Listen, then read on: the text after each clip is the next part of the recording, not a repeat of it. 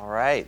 Welcome, everyone. Thank you for coming today. My name is Ben Gurley. I'm one of the partners at Heartwood, and thrilled to have you all in attendance today. We're excited to have Lisa Isbell here from Senior Care Authority in Richmond.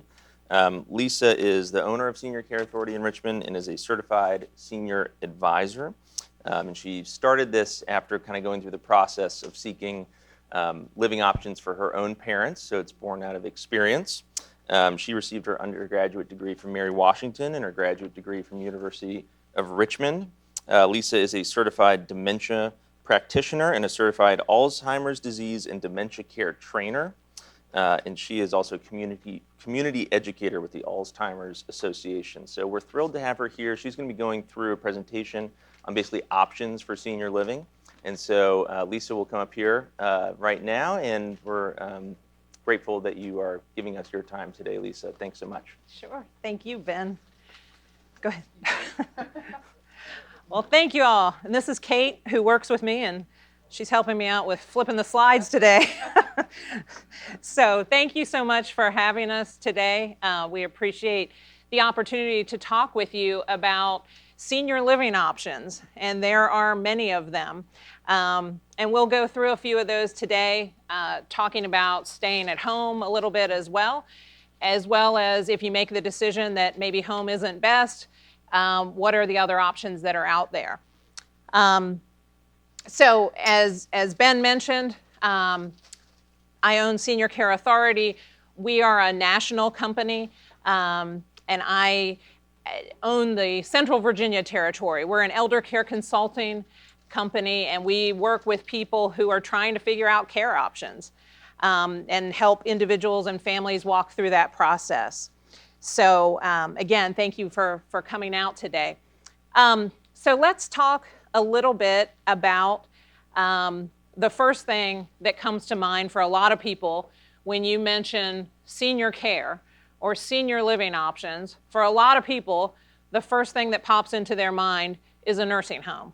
Is that accurate? Sometimes. Yep. And it's not a really positive thought for most people, understandably so. Kate, can you flip a couple?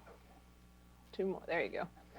All right. So skilled nursing facilities is the official name of a nursing home, and that is abbreviated as a SNF or SNF. Some people still refer to them by that old name of an old folks home or, something along those lines. And the thought of a nursing home is usually everyone's greatest fear. It's the image of people asleep in their wheelchairs and a bad smell and kind of a dingy old environment and just generally not a really pleasant place to be.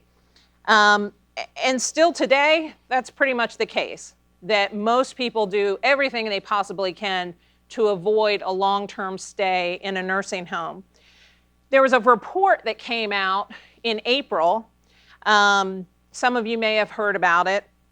It was a 605-page report released by the National Academies of Sciences, Engineering, and Medicine.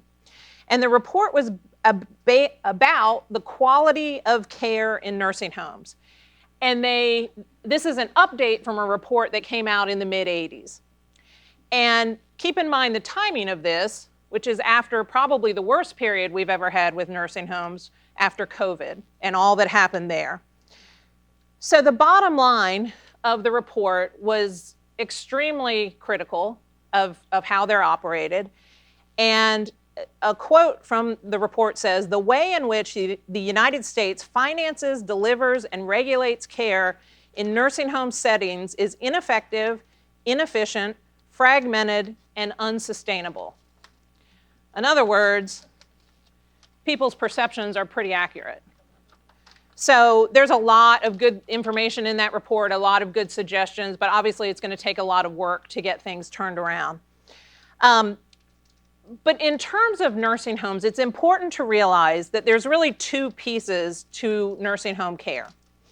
The first piece is the skilled care or the rehab aspect of it.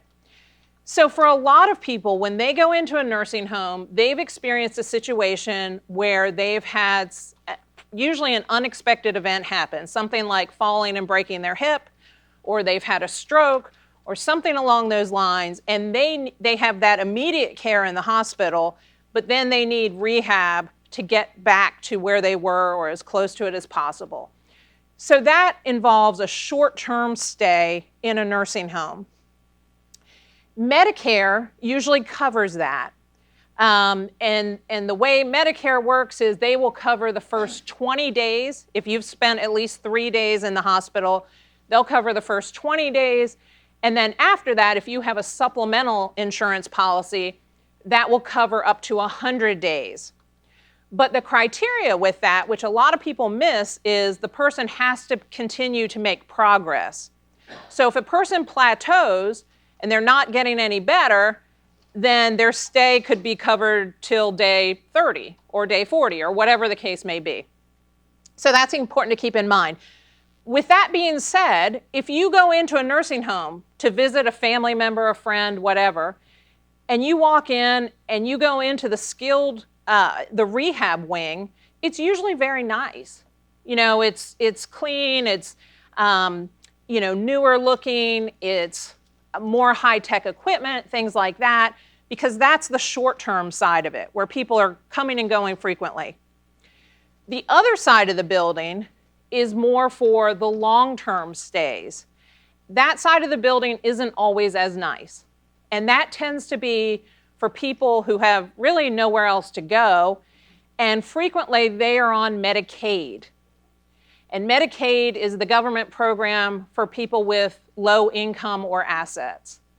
And so people who have no other place to go oftentimes end up in a nursing home in the long-term care side, which isn't nearly as nice. So the good news is, and that falls into the stereotype of what many people have of nursing homes. The good news is that there are a lot of other options out there today. So most people I talk to, when I say, what would your objective be? What's your goal for later in life? Where would you like to be? I'd say 9 out of 10 people respond, I want to be at home, right? So, which is great, and there's more and more technology and things that make that feasible, particularly if there is family and spousal support to make that happen. However, staying at home can be tough, extremely difficult on a caregiver.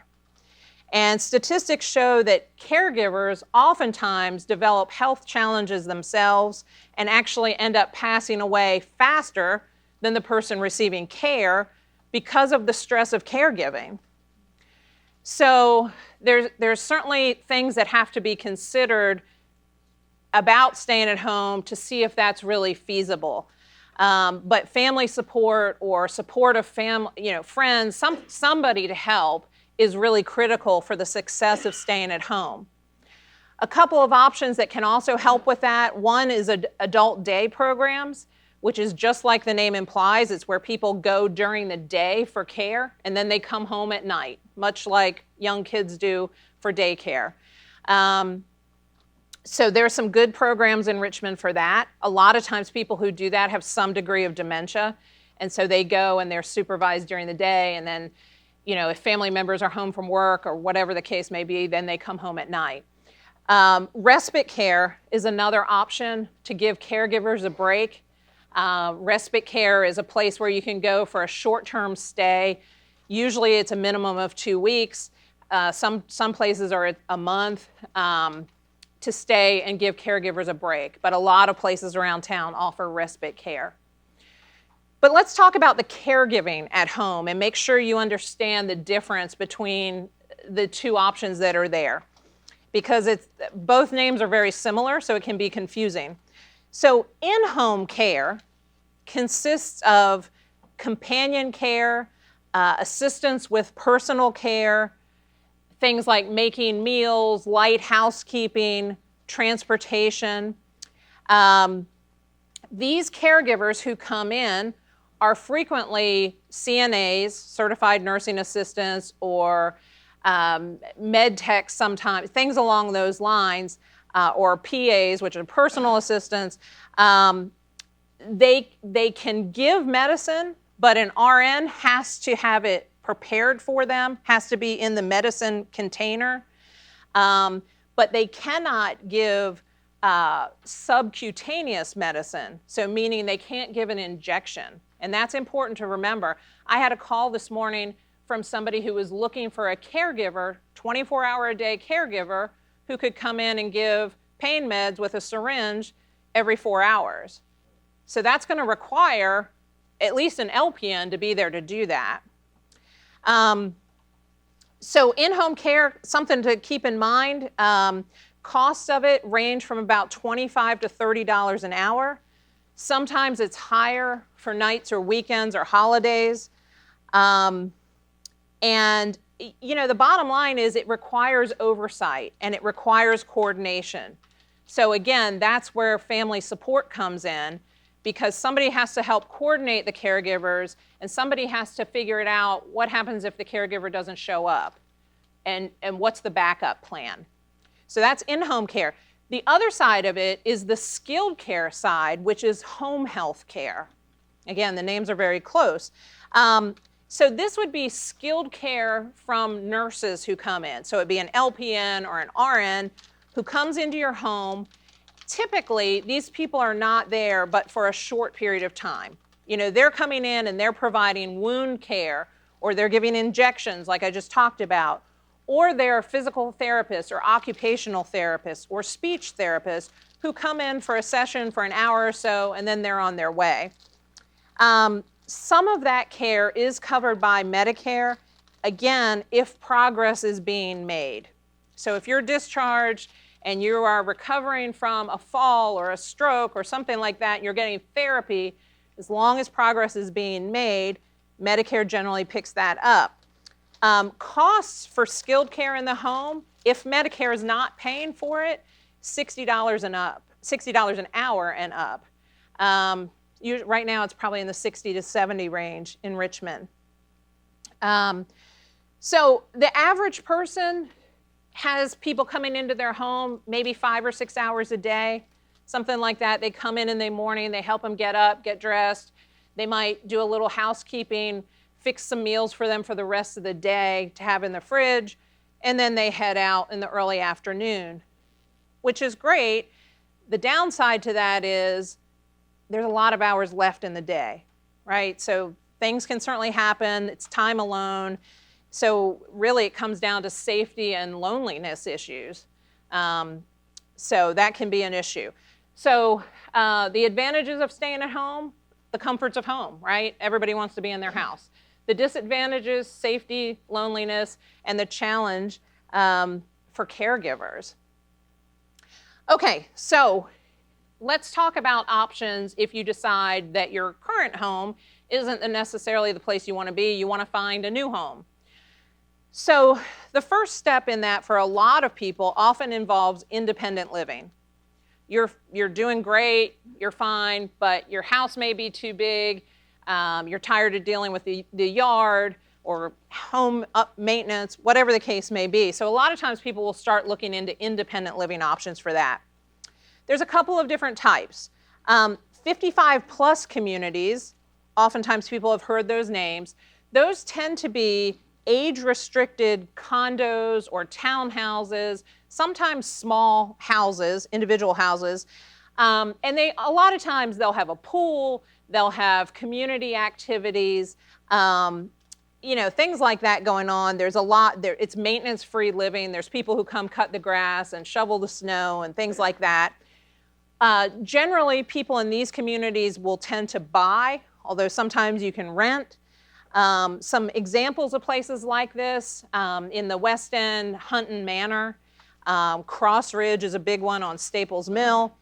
Britland is a new one that's just been built by Cross Ridge. And then Mosaic is a new one that's going in Goochland near West Creek. To be in one of these 55 plus communities, it's completely independent. So it's age restricted, so there's not a bunch of kids running around, but there is no care offered there. So that's important to keep in mind. Another form of independent living that's oftentimes referred to as an active adult home. And those more refer to rental apartments. And those are, so it's in a building, you have an apartment, you can have 1, 2, some places have 3-bedroom apartments. Oftentimes they provide meals, at least 2 meals a day, sometimes 3. They have security on site. They have pull cords that you can pull if you have a fall. They provide housekeeping and activities, things like that. They just, again, they don't provide care, but you can bring care in. So you could hire in-home care within an independent living community. So some examples of those places, Verena is one that's out on where Virginia Center Commons used to be or is, the Virginian, Chesterfield Heights, and probably one of the newest ones around is Tuckahoe Pines out on Patterson, going out toward Goochland. The pro of independent living, it's cost effective compared to a lot of the other options. Price range, probably in the neighborhood of $3,000 to $4,000 a month. So the way all of these places work is there's an individual rate, and then if it's a spousal situation or if you have a roommate, there's a fee for the second person, but it's a much lesser fee. So if the base rate's $3,500 a month, the second person fee might be $800, something like that. So it's fairly cost effective, and then you have some safety components and some socialization components built in. The negative to it is you may have to move again if care is needed or more extensive care is needed. So that's something to keep in mind. Okay, let's move on to CCRCs, which stands for Continuing Care Retirement Community. And these are communities that are designed to allow aging in place. And they have living situations from everything from independent living through assisted living and memory care, all the way to skilled care. These communities are ones that require a buy-in to move into their community. Typically in the Richmond area, I mean, there's quite a range in buy-in dollar amounts. I would say that it ranges anywhere between $300,000 to $700,000 to move in. And that dollar amount is largely based on where you want to live. So if you're getting a 1-bedroom apartment in the main building, that's going to be a lot less than if you get a 3-bedroom cottage out kind of on the grounds. So that buy-in amount is largely determined about the setting that you choose.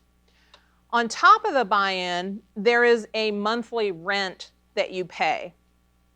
Again, it varies depending on where you are. Probably somewhere in the neighborhood of $5,000 to $6,000 a month is pretty typical. Each community has different offerings and what's available for people in independent living. Some of them provide meals, some of them provide 1 meal a day or 30 meals a month. So it really varies depending on the community. Some of the nonprofit communities, if you meet their financial criteria when you move in, they will guarantee care for life even if you run out of money. That's a nonprofit, and there's a few of those around. The optimal time for a person to move into a CCRC is typically in your early 70s, when you are healthy enough, active enough to enjoy all the amenities and all the activities that they have to offer. You want to make sure if you're putting that kind of money into it, you can get your money's worth. My parents lived in a CCRC up in Maryland. They moved in their early 70s. They were sort of the poster children of CCRC life. I think my mother's been there 12 years now. She's still independent. My dad passed away a few years ago, and so he never had to go into any of the other care. So it worked out very well for them. Local options in terms of what's out there, there's a few of them in Richmond. Westminster Canterbury is one everybody's heard of. Cedarfield, Covenant Woods, and the newest one coming down the road is Avery Point, which I'm sure you have seen their advertising. They've put a lot of money into advertising. Advantage of CCRCs, they're really nice places. They have tons of amenities, tons of activities. Some of them are more like a campus environment. Others are more, in a smaller building. The question comes down to how do you want to use your assets and your resources? Some people are very comfortable with the idea of a buy-in. Other people don't really like that so much. And one thing you have to look at very carefully is the contract. There's a lot of different types of contracts that you can get. So some of them are set up that your estate will get back a percentage of your buy-in. Other ones aren't, or it has a 5-year decline on your buy-in. So, you have to be pretty certain that this is the life that you want, this is the environment you want to be in to buy in. Because if you get in there and you're 2 years in and you just hate it, or it's not the place for you, it'll be a financial, you're going to lose some of that at least. So you want to read the contract carefully and be very aware of what's there. So pros and cons of it: care for life, usually very nice upscale communities, variety of living options. The downside is, can't read my thing here, entrance fees, cost, and what's the last one? Inflexible. So it can be inflexible in terms of if you want to get out of it. Okay, so let's move on to, and we'll take questions at the end too. We can go back through all this if you have specific questions.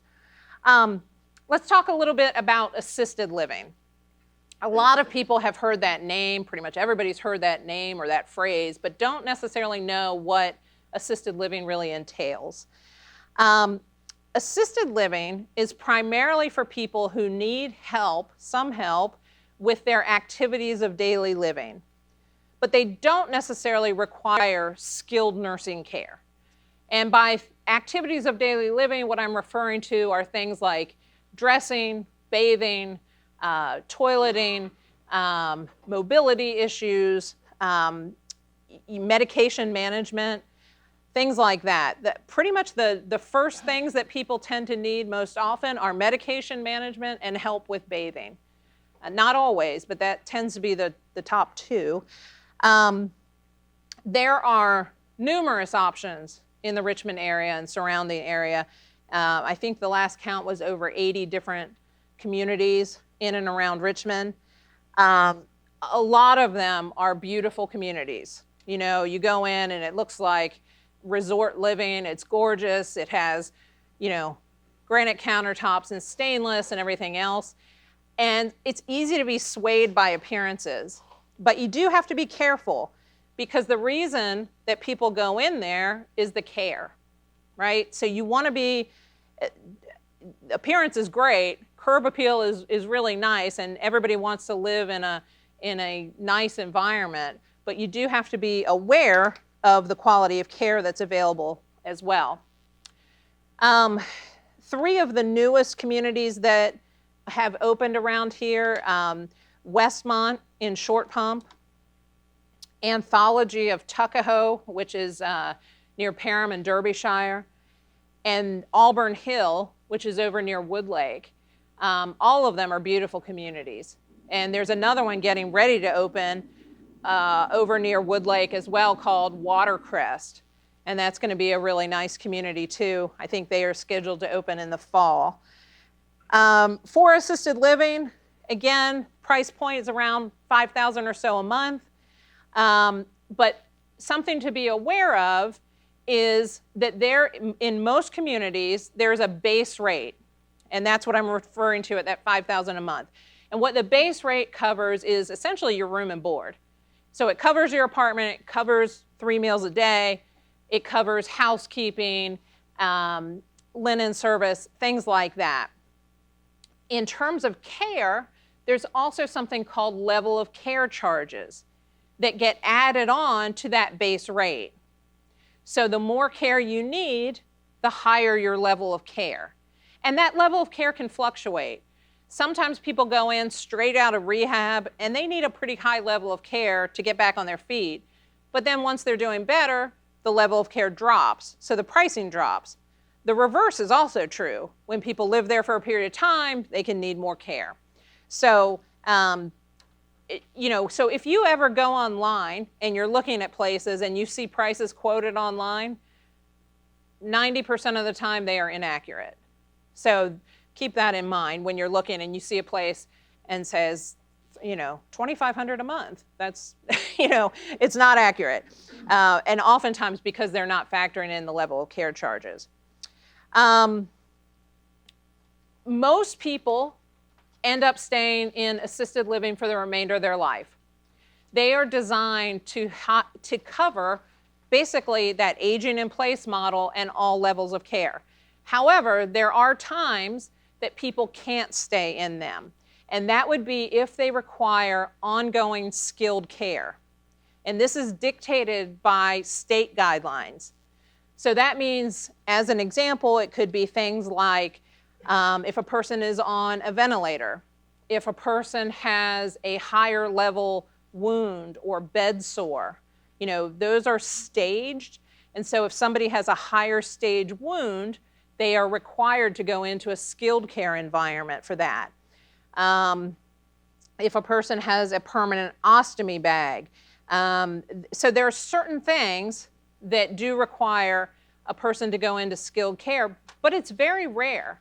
Oftentimes what happens is people are in assisted living, they're going through that level of care, and then later in life, they oftentimes will partner with hospice care.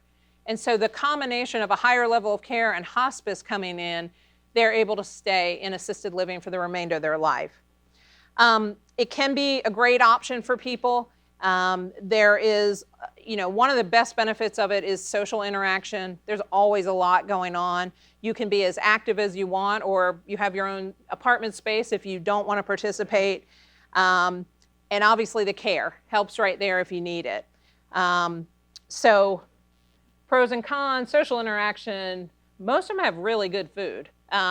They've realized how important food is to people, and so they'll bring in chefs, and they have great food there. Outings and activities, housekeeping, et cetera.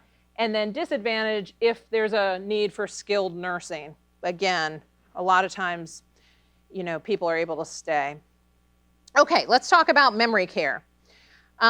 Memory care offers specialized programs and care for people with Alzheimer's disease or another form of dementia. Many assisted livings have a separate wing for memory care, which is a secure unit, meaning it's locked. People can't walk out of there because one of the aspects of dementia for a lot of people is they tend to wander. So these are secured units that you need a key or a fob or something to get in. So a lot of assisted livings have a separate memory care section. Now, there are some places in town that are exclusively memory care. So the whole community is designed for people with dementia. So those are places like Spring Arbor Cottage in the West End, Arden Court, which used to be called the Memory Center down by St. Francis, and then there's a newer one called the Pearl near Watkins Center. Memory care tends to be more expensive than assisted living because it's more hands-on care, it's more challenging care. It typically ranges between $6,000 and $8,000 a month is pretty typical. Some places have a flat rate that they charge. Other places still have that level of care charge component to it. One thing I'll just point out with this, because I get this question a lot from people, is I'll get a call from a family and they'll say, my mother's been diagnosed with dementia. We need to look for a memory care for her. A lot of times people do not need to start off in memory care. There's a lot of people in assisted living who have some degree of dementia and live there very happily, very successfully. So that's something to keep in mind. is the diagnosis of dementia does not immediately mean, boom, you're in memory care, okay? Because there's generally a progression. So people, again, can often function very well in assisted living before making that move. Okay, let's talk briefly about care homes. Care homes are places a lot of times people haven't heard of before. And a lot of times people confuse them with group homes, and they are very different. Group homes tend to be places for younger people, oftentimes who have mental health or addiction issues. Whereas care homes are small houses that are designed for older adults. They tend to be houses in neighborhoods. Most people never know they're there, other than the fact that they have a ramp built outside. So they'll have ramps. The house has been modified, so they'll have ramps and wider doors and walk-in showers, or more handicapped accessible bathrooms. Generally, they house anywhere between 3 and 8 people with caregivers there around the clock with them. So you can tell by doing the math, the staff to resident ratio is very good. So it's very hands-on care. These are more designed for people who are more advanced in an illness. So if you have somebody who is still very active and wants to engage in activities and things like that, a care home's probably not the place, because it's a more low-key environment. I mean, they do activities, but it's not like, the activities calendar in an assisted living or a larger memory care. But if you're looking for, a high level of care, and can often be a good way to avoid an institutional nursing home environment, care homes can be a good alternative. It's important to know that in Virginia, it is entirely legal to have both licensed and unlicensed care homes. So you can have a care home with up to 3 people in it, and Virginia does not require a license for that. Anything larger than that does require a license, and it's the same license that a larger assisted living has. So that's something to keep in mind. And, I would say, I think everyone's first thought is, well, I would never put anyone I love in an unlicensed care home. And there's validity to that. But at the same time, I would just say a lot of people who are nurses, they don't want to deal with all the hoops that the state requires. So they have a small 3-person home, and then they provide the care there. So it's not to say one is better than the other or anything else. What I tell every family I work with is that family involvement or somebody's involvement is really important, no matter whether you're in the smallest care home or you're in the most beautiful CCRC in town. You've got to be involved, you've got to show up, you've got to check in. And that's the critical thing. Care homes almost never advertise. It's all pretty much word of mouth. It tends to be less expensive than assisted livings and memory care, which is a part of the appeal for a lot of people as well. These care homes are really popular on the West Coast, and it's kind of gradually moving east, and there's more and more of them opening here. So, so that's a picture of a care home, and I think the previous picture as well showed the outside of it, of a care home that was in Chesterfield. So you can see, now not all of them look like that, but they can be very nice places. Okay, touching base on, I mentioned about licensed and unlicensed. That ties into inspection reports. Assisted living communities in Virginia fall under the Department of Social Services, and they are inspected annually, at least annually, by social services inspectors who come out and take a look at everything. They look at the records, they look at the cleanliness, they look at care records, everything else. And they get a rating, and they will have anywhere between a provisional or a conditional license all the way up to a 3-year license. When places are new or they've had new ownership buy them out, they'll have a conditional license, which is basically a 6-month license. So it doesn't, if you see that, that doesn't necessarily mean it's a red flag. It could just mean it was just sold. But then the best license you can get is a 3-year license. So, and then oftentimes below that, they'll have an explanation of the site visits and things that they saw or things that a place was cited on. Sometimes, they'll get cited on something like a stained ceiling tile or, things like that, which are obviously not really critical toward care, but it all plays into it. Other times there'll be mentions of, significant issues. So those inspection reports are good to be aware of. Okay, moving along. I'm sorry, and I didn't talk about the skilled care ones. So skilled care, meaning the SNFs or the nursing homes, those are federal government regulated, and those can be found at medicare.gov. They'll have them listed and they'll have all the reports on inspections and licensing there. So, and again, what I said earlier, the physical appearance does not always equate to quality of care, and that's the big thing I would keep in mind with all of this. Okay, very quickly, moving on to payment options. How do you pay for care? We talked briefly earlier about Medicare. Medicare will pay for up to 100 days of skilled care with a combination of a supplemental or an advantage policy. Medicaid is very difficult to qualify for. And basically you have to plan well in advance. And these are things that Wes and Ben and the others can talk to you more about in terms of financially planning for that.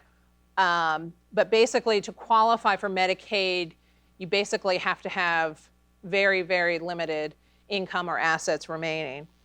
Another benefit that a lot of people aren't aware of is a program called Aid and Attendance. Do we have any veterans here? Nope. Okay.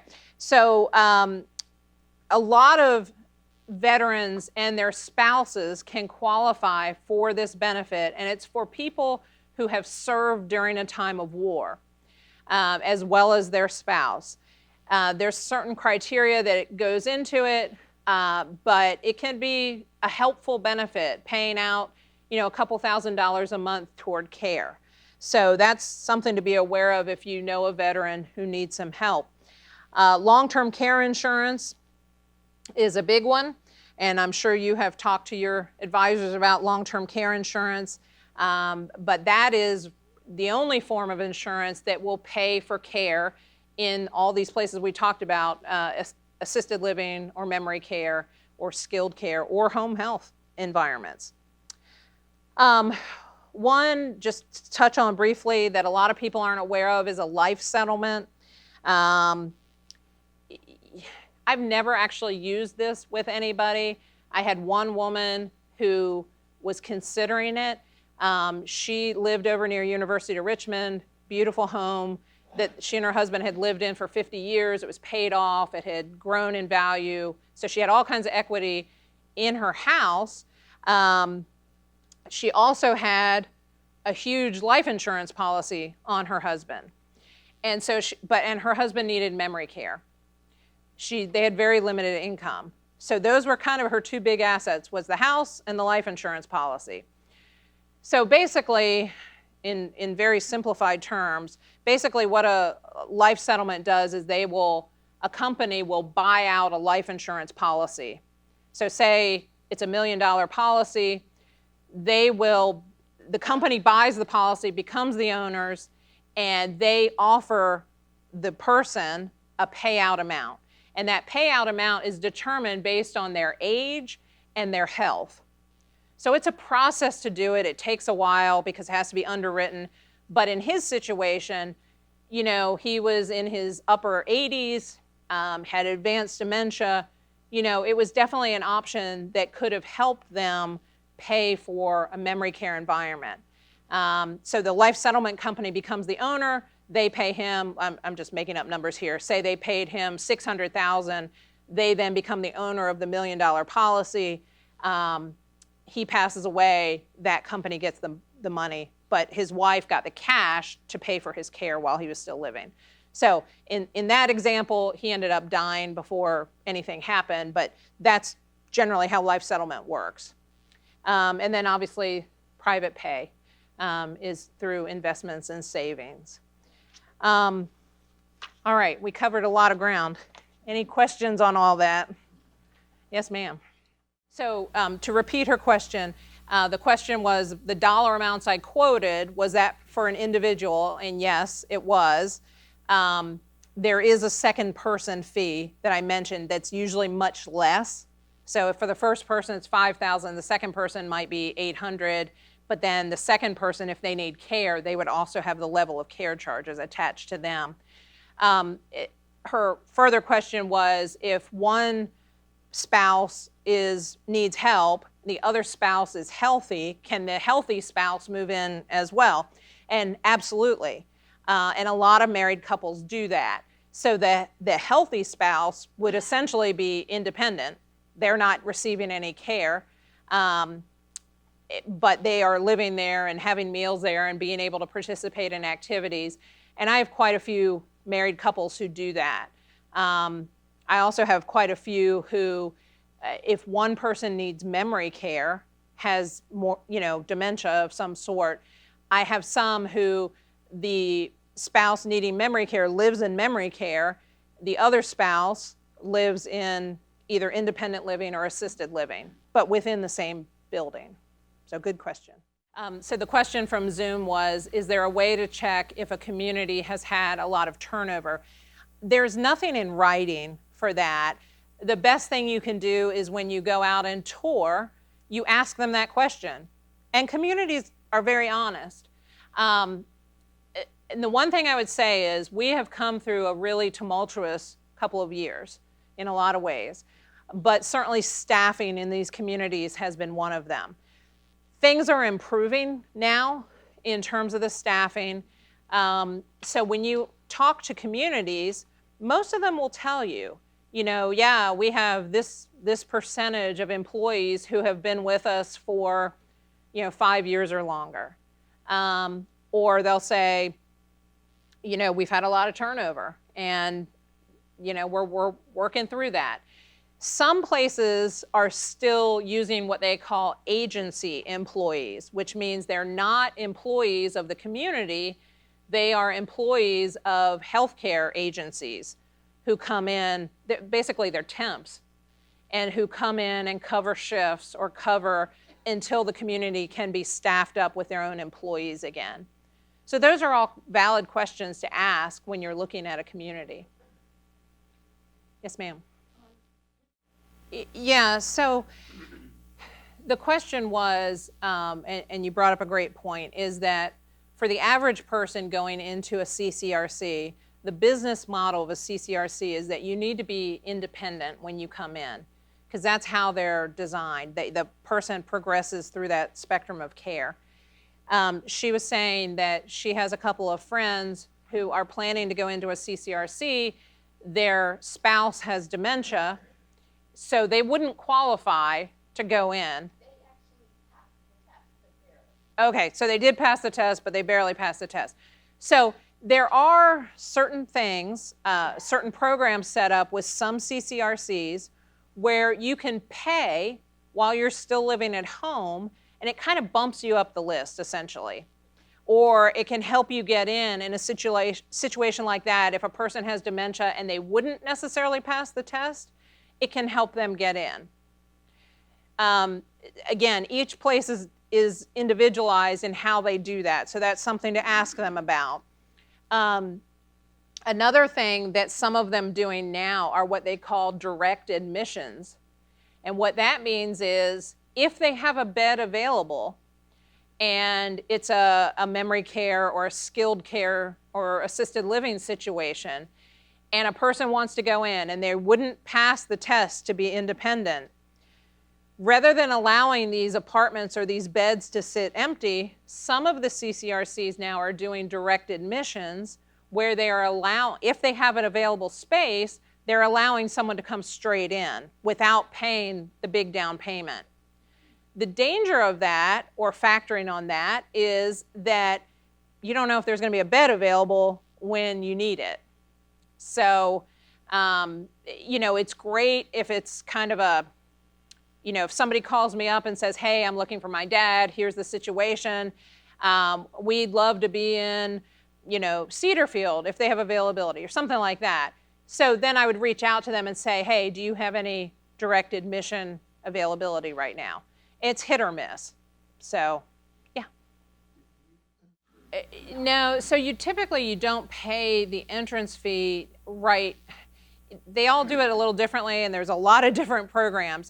What she was referring to is a lot of them have these at-home programs. So you pay a certain monthly fee, and they do a couple of things. They'll come out, they become your primary care. So they'll come to the house and provide care at home, like doctor visits and things like that. But it also kind of guarantees you an entrance if you can't pass the test normally. So it's an option when people are considering CCRCs. That's certainly an option that's presented to them as part of the contract. Because it's tough to time it sometimes. You don't know. So, yes, ma'am. So the question is, if you're in a CCRC, can you bring in your own caregivers, or do you have to use the caregivers who are there for skilled care? And that kind of also ties into a question of, if you're in independent living, can you bring in caregivers and stay in independent living, or do you have to go into assisted or skilled? And there's no easy answer to that, because every community is different in their guidelines. That's another example of, you've got to read the contract really carefully and ask them those questions. The problem I see is people don't read these contracts and they don't understand how it works before they go in.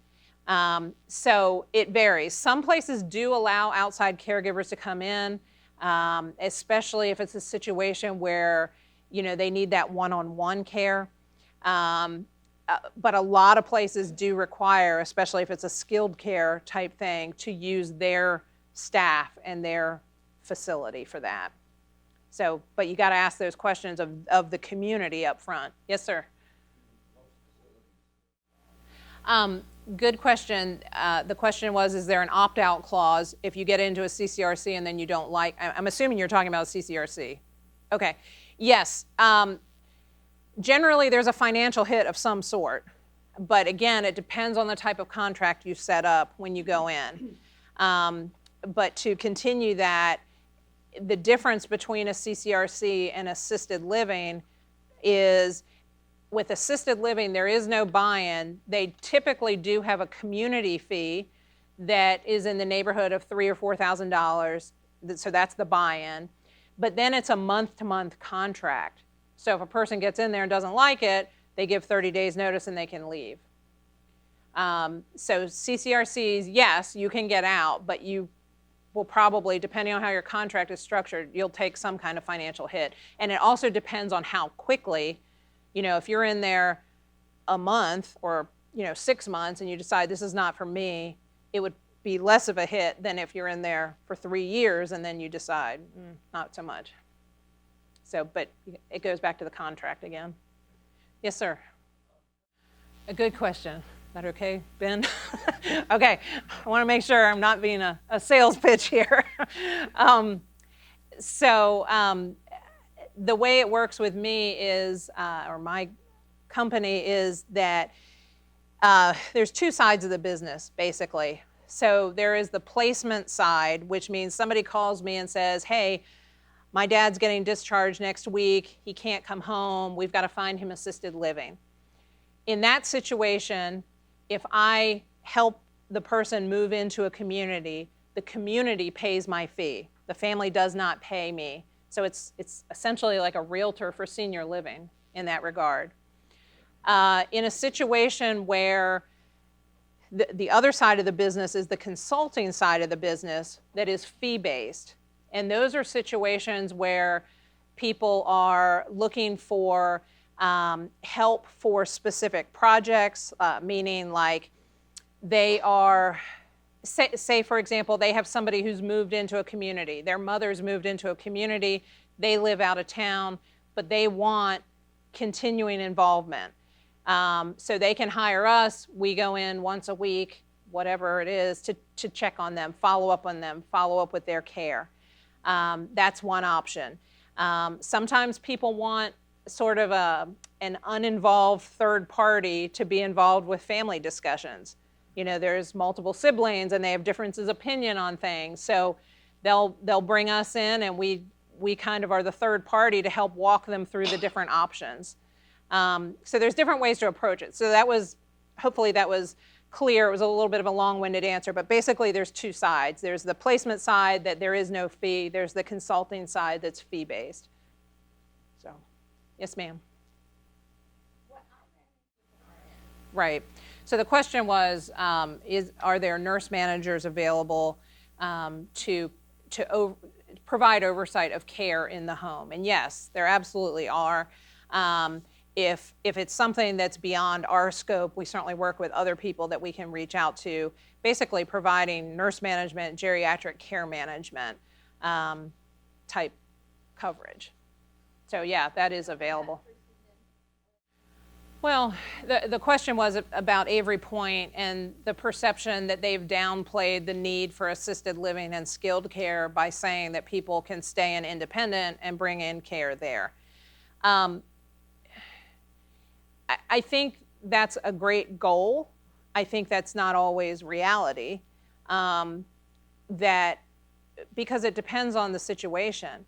And if people are a fairly low acuity level of care, meaning they just need somebody to come in and help them remember the medicine to take that day, or help them for a half an hour while they take a shower, something like that, that's fine.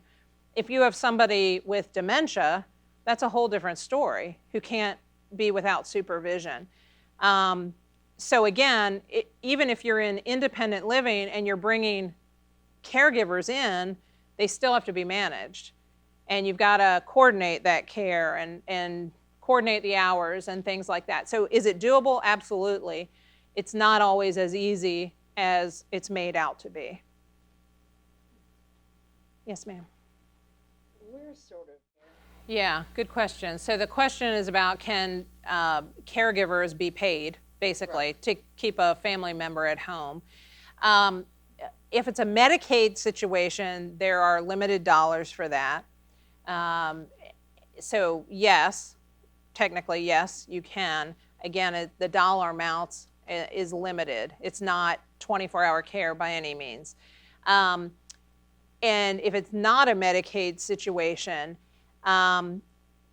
you know, some long-term care insurance policies do have that provision for caregivers, but you have to be careful about licensing, because some do require licensing. And then the bill, I can't remember what the bill is called, you guys may know, that President Biden proposed does have a lot of money built into it for home health. Again, the bottom line with a lot of those is there's a lot of provisions. There's provisions on the amount of hours. There's provisions on the amount that's paid out. There's provisions on the wealth of the family involved. So there's no clear-cut answer to your question. I guess the bottom line is theoretically yes, but it's tough to qualify for all that. And that could change, you know, down the road, but right now it's not easy to get. Yes, ma'am. That's a good question. So the question is it a good idea, if your goal is to stay at home, but you want to have a backup plan, is it a good idea to get your name on the list at an assisted living or a CCRC? So I would say that most assisted, it comes down to a couple things. The apartment type is important. The bigger apartments go very quickly. So it's going to depend on what size apartment you want, because there is usually a waiting list for those. If you're looking for a 1-bedroom or a studio apartment, those are pretty readily available. So that's certainly a consideration. I would recommend, so if you want 2 bedrooms, 3 bedrooms, yes, it's good to get your name on the list. If you aren't necessarily concerned about the apartment size as much, but you want to know the location, which community, do your research ahead of time. But keeping in mind that the landscape is always changing. There's at least 4 new ones that I know of being built in the Richmond area right now. So if you don't potentially need this for another 15 or 20 years, it's going to be a completely different landscape at that point. But I would say, you know, be in touch with somebody who's familiar with the landscape and who's familiar with all this, who can help guide you as you potentially get closer to this. And then in answer to your question about where do you fall on the list, every place is different in how they do it. Most places, they'll call the person on the list and say, hey, I have one coming available next month. Are you ready to move in? And if you say no, it doesn't drop you to the bottom. They just go on to the next person. Yep, good question. So the question is, if you're in a CCRC and you pass away, does your estate get any of your buy-in back? And the answer is it depends on your contract. Most of them, I think all of them, offer that option. So typically what will happen is you'll pay a little bit more when you go in, and then your estate will get back a certain percentage of it. Might be 50%, it might be 80%, however you set up your contract. The question is, are Westminster, Canterbury, and Cedarfield pretty similar in terms of price and contract? There's certain, yeah, they're going to be in the ballpark of each other, but each of them is unique. So if a CCRC is what you're looking for, you absolutely want to have the conversation with each one and read each contract. But they're all similar. You know, they're not really outliers with them. All right. So I think Sarah put a list out. If we have a monthly newsletter that we email out to people. If you're interested in it, the list is back there. We don't use your name for anything else. It's just to send the newsletter out. But thank you so much for having me, and I appreciate your time today. Thank you, Lisa. Yeah. Thank you. And we will also send out the recording of this session to everyone who attended in person and on Zoom. And if you have any further questions, please just email any of us at Heartwood, and we'll pass those along to Lisa and her team and get your response. But thank you all for coming today. Appreciate it.